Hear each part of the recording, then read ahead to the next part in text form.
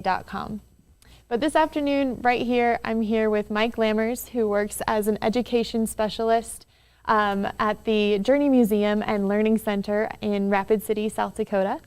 Mike, who is a member of the Oglala Sioux Tribe, is going to walk us through the creation and use of a Lakota star map, which he uses to educate students about Lakota star knowledge. So welcome, Mike. We're really happy to have you here. Before we begin this conversation, we are going to show a video in which Mike Lammers introduces the Lakota star map at the Journey Museum. We're going to pull that up. Hello, my name is Mike Lammers. I work here at the Journey Museum in the Education Department. I'm a member of the Oglala Sioux Tribe. My brother, Tim Lammers, and myself made this Lakota star map in commemoration of my grandmother, Charlotte Pulliam Nelson. She taught us star knowledge as children. When she would go out night fishing, she would make us lay down on the dam and point out the different stars before it was time to go. She would be out there all night if we didn't do it. So she would teach us the star knowledge. So we decided to put it on a map to commemorate her. The map is made out of willow shoots from the Black Hills. We used rawhide, we used turkey feathers.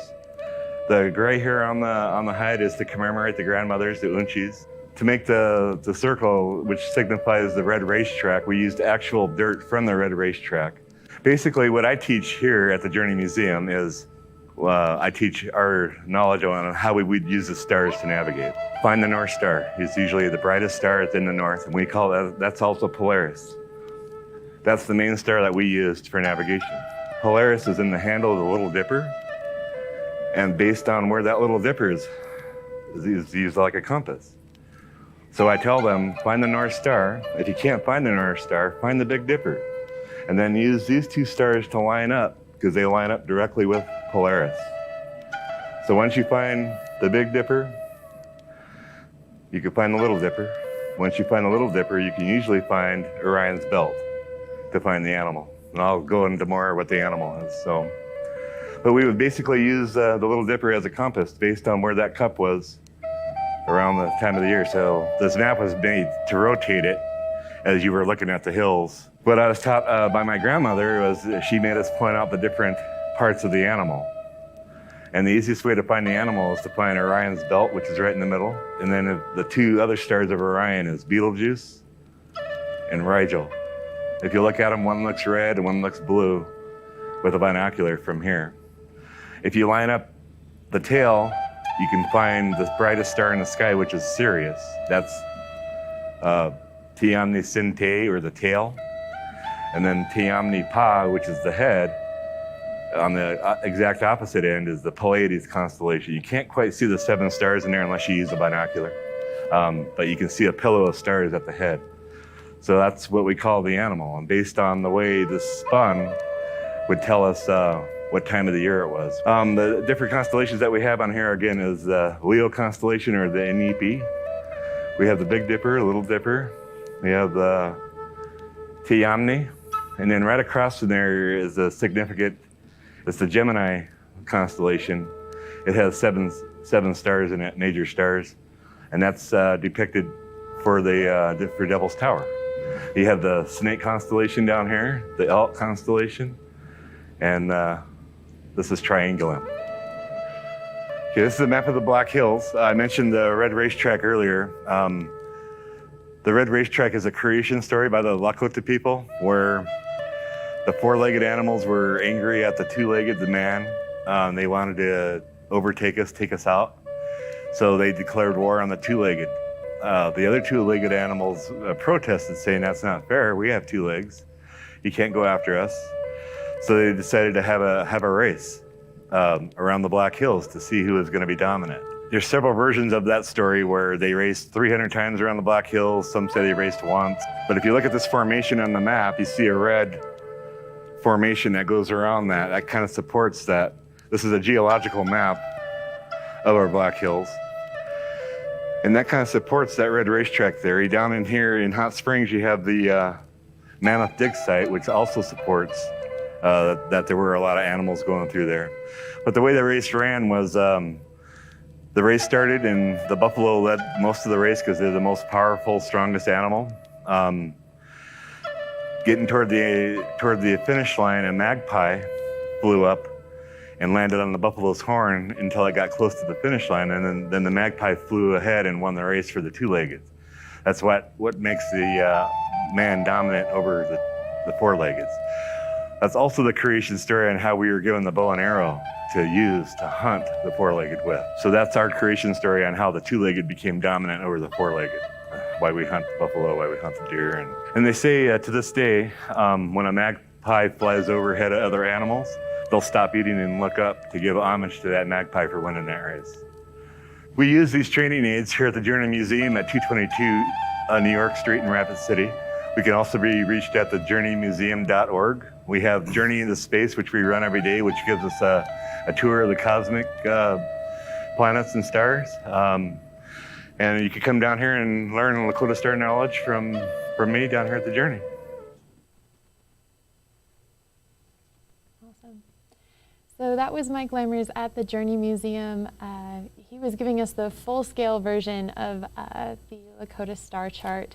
And thankfully today at SURF we have the traveling version to go off of to use as a bit of help as we're talking and continuing the conversation. So again, thank you for being with us. I'm excited to talk to you a little bit more. Let's start from the beginning and tell me a little bit more about the creation of the map. You mentioned in the video that there are willow shoots, rawhide, turkey feathers, gray hairs, and red dirt.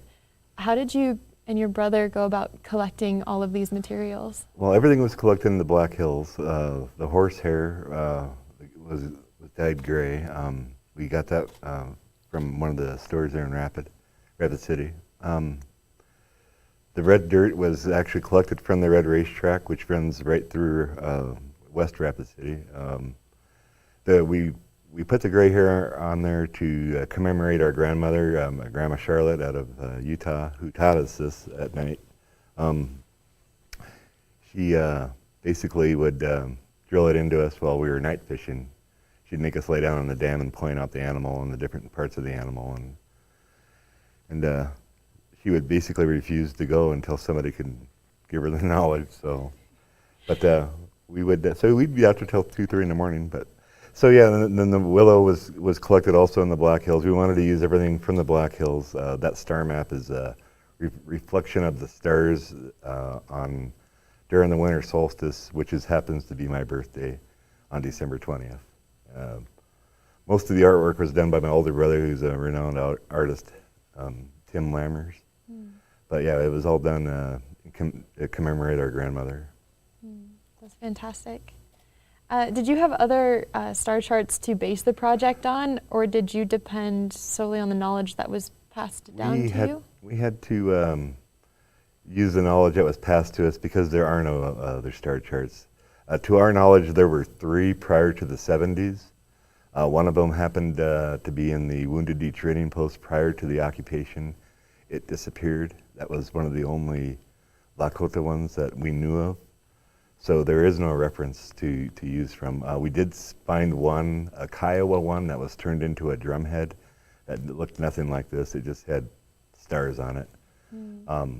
And then there was another one that, again, it was that tribe's version, those people's version of their creation story. This happens to be the creation story that was told to us by our grandmother. And so my older brother, Tim, and myself came up with this based on what it looked like on that day from the Black Hills. Now, if you were to look at that from Louisiana or anywhere else in the U.S., it would look different. If you looked at it from Canada, it would look different, or Alaska, anywhere else. But that's what it looks like from the Black Hills on December 20th. It's so incredibly tied to the space and time and location that you're in. Yes. Wow. So you said there weren't, you said 3 to your knowledge of Lakota star charts. Do other indigenous cultures have some? There were only 3. One was a Kiowa one, the one Lakota one, again, the last we heard of what ended up in the Wounded Knee Trading Post and came up missing. And the other one was I can't remember what tribe. I don't want to misstate. So, Sure. but yeah. Yeah, so they are very rare. So the fact that you have one in Rapid City and are able to teach there is pretty significant. Basically, we wanted to like our language, our culture, we wanted to preserve it in a way that we can teach it to our grandchildren. And that's one of the things that during the winter months, I make my grandchildren point out, just like my grandmother did to me. They get tired of it, but they will learn it. Yeah, you were telling me before we even started that they could point out some constellations that I didn't even really know about. Right. So I mean, it's impressive. How many people can go out and find the Pleiades constellation? Mm-hmm. But yeah, that's one of the things I've taught my grandkids how to do. Yeah. So, and that's one of the things one of the questions. One of the kids at the Journey Museum and Learning Center find most intriguing is, and it's basically my ability to teach them how to find different stars. Mm-hmm. So, and that's how I point out how to find the animal when I teach them that. So. Yeah, that's incredible. So you did say in the video that the constellation Gemini is a reflection of Devil's Tower in the Black Hills. Yes. Can you talk more about the Lakota teaching about how the Black Hills landmarks are mirrored in the sky? Yeah, we feel and still felt and feel that all the ceremonies that were done down here were also being done simultaneously up in the stars. So a lot of the stars, they compile different great constellations to make our star chart, and so we felt that the celebrations that were happening down here were also happening up there. That's why we put in the red racetrack on the star map. This is more of a compressed, if you were to take the whole sky and compress it. Mm-hmm. This is basically and I use this for teaching over at the Journey Museum and Learning Center. But the biggest thing I teach them, one of the things that they find intriguing is our creation story on what happens to one's spirit when they pass. Mm-hmm. And we were taught that, and that's why this map was made for demonstration purposes. We were taught that once the spirit leaves the body, it goes into the Leo constellation, which we call the Inipi, or the sweat lodge, for purification. At that point, the 4 carriers of the Big Dipper and the 3, these are the 3 mourners and the 4 carriers, escort that spirit from the Leo constellation back into the Milky Way, which is the Wanagi Tachanku, or the Spirit Highway. And based on the life that you lived, if you lived a good life, your spirit was transported all the way back down to the Pleiades constellation to be re-put back onto Earth. If you did not live a good life, if you led a life of treachery and dishonesty and were bad for your people, then your spirit tumbled toward nebula forever. So it's like the be good or else type story that most generations have. But we use, basically what I teach in is to find the Big Dipper first, because that seems to be the biggest constellation to find. And once they're able to find the Big Dipper, you could point the 2 stars of the outside cup, point right to Polaris, which is in the handle of the Little Dipper, which happens to be here. And then finding Orion's belt. And Orion's belt happens to be right in the middle of the animal, and that's usually the easiest to find. Up in the sky from the naked eye. So that's one of the things I teach them. Once you find Orion's belt, you can usually find the rest of the animal. Part of Orion, you have Betelgeuse and Rigel on the wings. And then you have, if you find Orion's belt the way it's pointed, if you look to one end of the stars and find the brightest star in the sky, that would be Sirius, and that's Tiamni Sinte, which is the tail of the animal. If you go to the exact opposite side and find a pillow of stars, that is the Pleiades constellation. So once you find Orion's belt, you can kind of point out the animal. You can kind of say, well, here's Orion's belt, so on this end is Sirius, on this end is the Pleiades. And how many people can point out the Pleiades constellation? Especially 10-year-old kids. Oh, here's the Pleiades, Grandpa.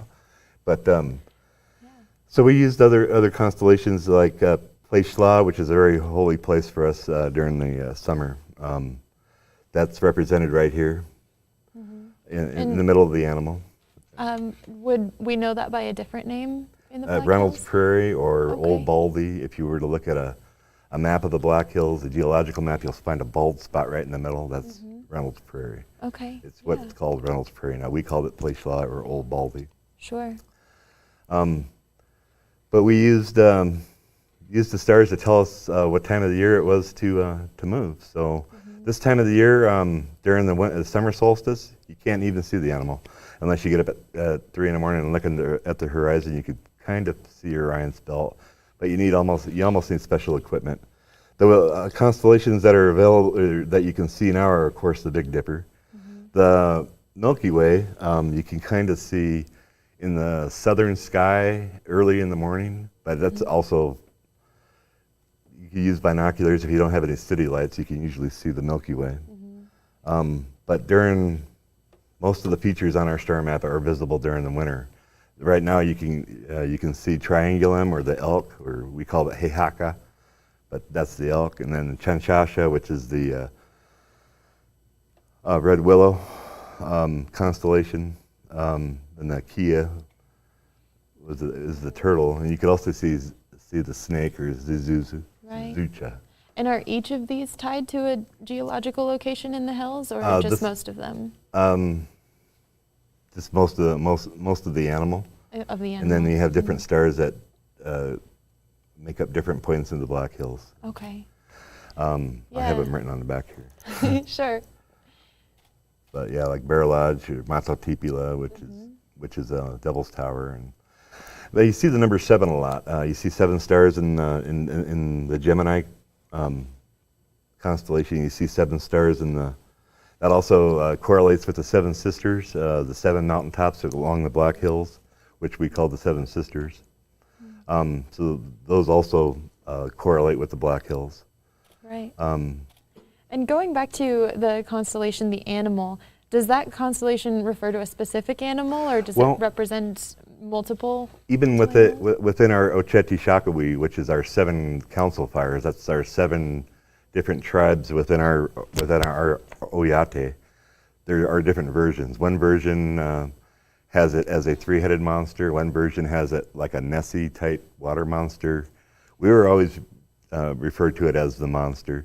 Some referred it to a giant buffalo, and referred to these as the buffalo ribs right in the middle that lead to either Rigel or Betelgeuse, the 2 Orion stars. But we referred it to the animal.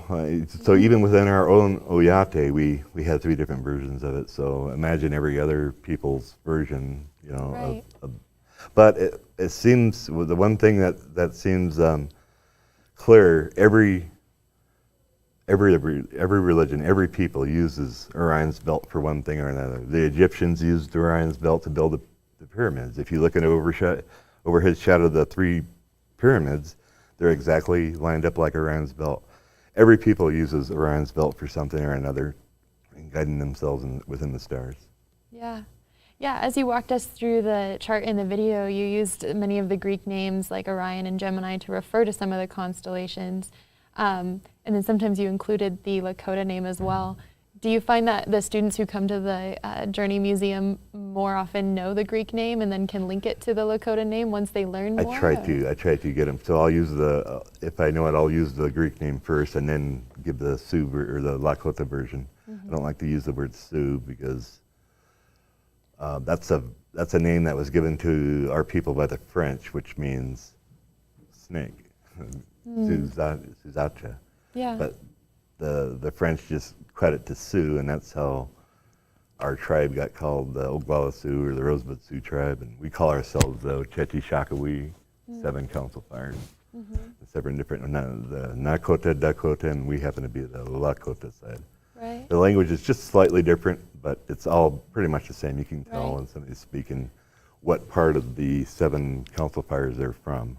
Right. So even as you're teaching and talking about the stars, you're able to really incorporate a lot of other cultural elements, and especially language is so essential to how you're talking about the stars as well. Yes. Yeah, that's one of the things that our goals was to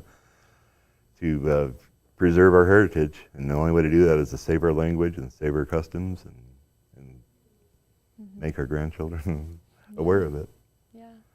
Yeah, and I'd love to hear more about the work that you do at the Journey Museum. And I know that Lakota culture and the stars and the big what's the thing you walk into?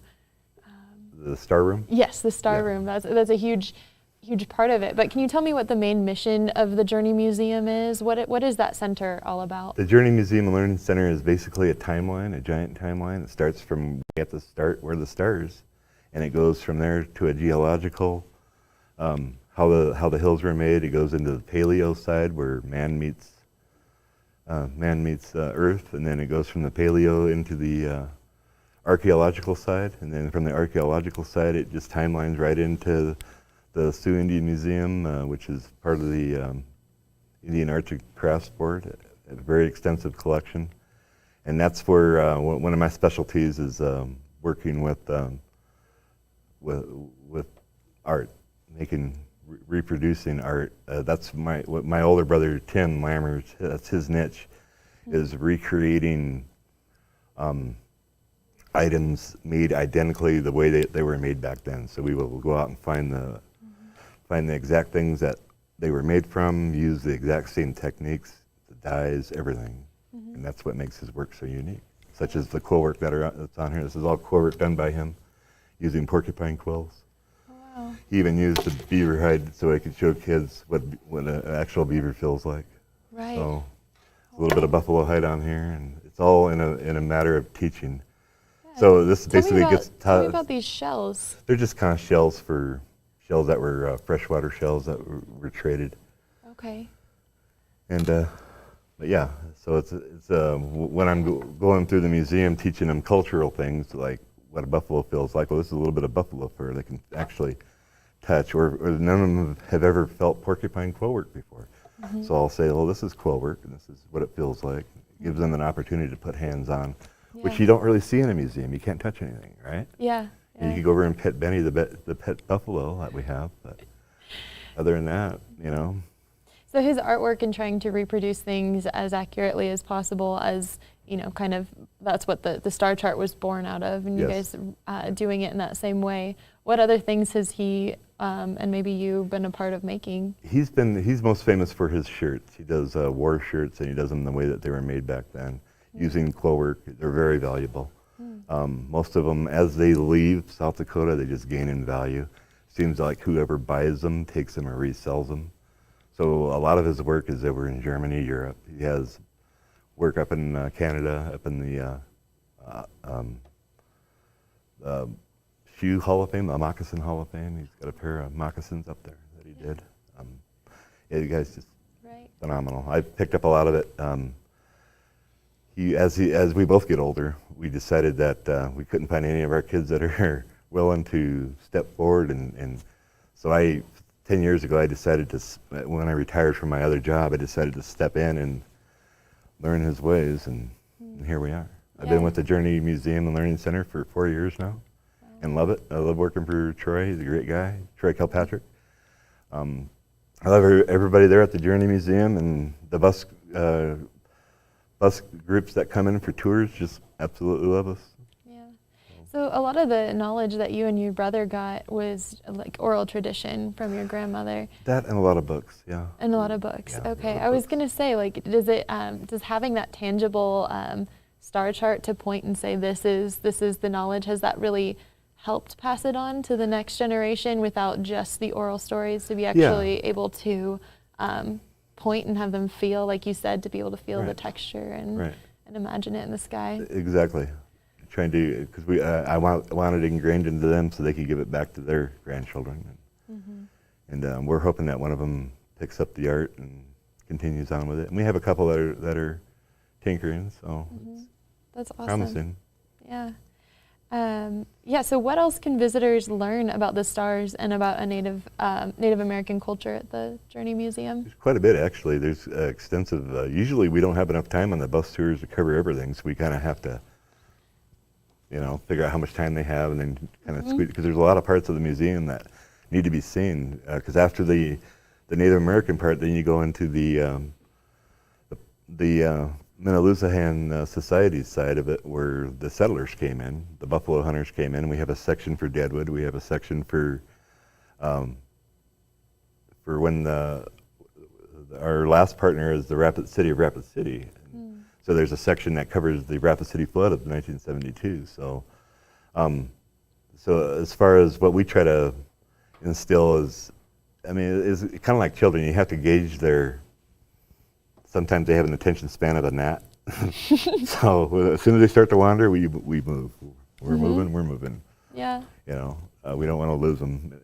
But we usually are able to keep their attention long enough to get them to ask questions. Yeah. Do you have a favorite constellation or a favorite star? The Orion constellation. It's easiest to find. And like I said, once you find the animal once, you'll never lose it. Because every time it's up there, oh, there it is. Because you find Orion immediately, oh, there's Sirius, there's Pleiades. Right. You know, you can't see the circle, that was imaginary, but if you're able to see the Milky Way, which you are in December, then you can find the Gemini constellation and say, oh, okay, what does that represent? Well, that represents Bear Butte or Matotipula. Or Yeah. Do you have a favorite stargazing spot?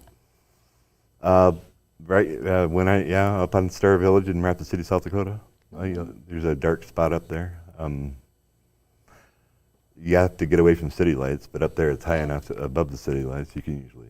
Yeah, I was going to say we're pretty lucky in this area to have some dark, less light pollution than most Devil's areas. Tower in Wyoming is also a good spot. In fact, it's a cultural spot because some of the constellations will actually rotate to make it look like the buffalo horns right on top of the tower. Oh, really? And that's actually a creation story for the Kiowa people. Oh, so, that's cool. but I'm Lakota, so I don't know much about that. I've just read a couple of books. Sure.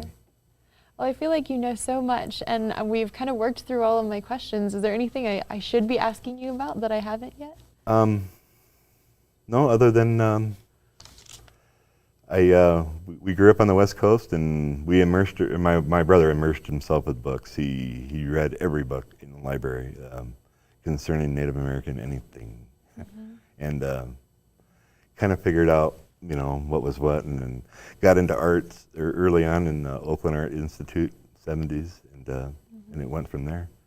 He decided to make that his life work, and does well with it. Yeah. It's very tedious work. So. Well, we're obviously going to encourage people to go to the Journey Museum to learn more, but since we have an international audience and they might not be from around here, do you want to recommend a favorite book or something that people can read to learn a little bit more? I'm putting you on the spot a bit, so we can always share them after the talk. There is a book called The Lakota Star Knowledge that is out there, and it goes into more depth about what I'm talking about. Some of the knowledge that we used, it came out of that book also. They also cover the animal in there. Black Elk Speaks is a good book, even though it was translated by his son to a translator that didn't speak Lakota. So you have a story from here to here to here. It's like a fax of a copy.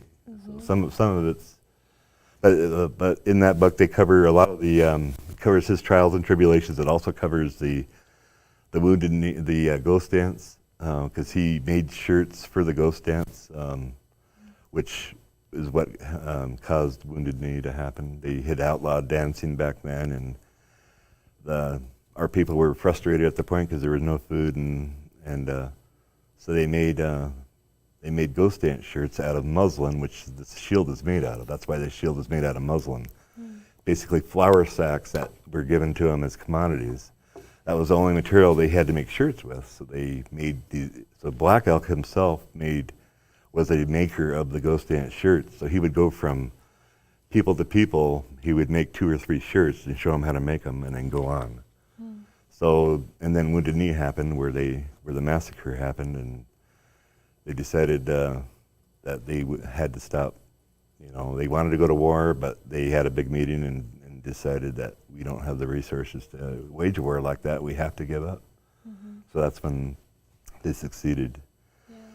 But Black Elk Speak covers a lot of different territory. He covers this. He covers the ghost dance religion. He covers the Great Race. The version that I cover is Black Elk's version, where they raced around the Black Hills just once. But yeah, so yeah, those 2 books. And then Bury My Heart at Wounded Knee is also a tearjerker. Yeah. Well, we'll be sure to share the details of those books, and also encourage people to check out the Journey Museum themselves in Rapid City, and maybe even run into you and learn a little bit more and see the larger star chart in person. Absolutely. Awesome. And our storeroom, our storeroom is quite stellar. Yeah, tell me a little bit about that before we wrap It's up. you have to let your eyes adjust when you walk into it because it's dark, but there's the walls, from the walls to the ceiling is covered with stars, and then we have the animal painted in the neon paint. So it's a bit like you're in outer space when you step in there. Yeah, because you kind of have to finagle your way around it, and you can kind of see once your eyes adjust, but it's all, yeah. And then there's a voiceover that explains the Milky Way and different things, yeah. Awesome. Great. Well, thank you so much for being with us Well, today. thank you. Thank you for the time. I appreciate it. Yeah. All right. Thank you guys for joining us for this conversation, and be sure to join us tomorrow at 9 a.m. We'll do another introduction to Neutrino Day to get everybody familiarized with the different activities and everything on GatherTown and all of our featured events tomorrow. Be sure to join at neutrinoday.com. That has all the information you need to join. So thank you.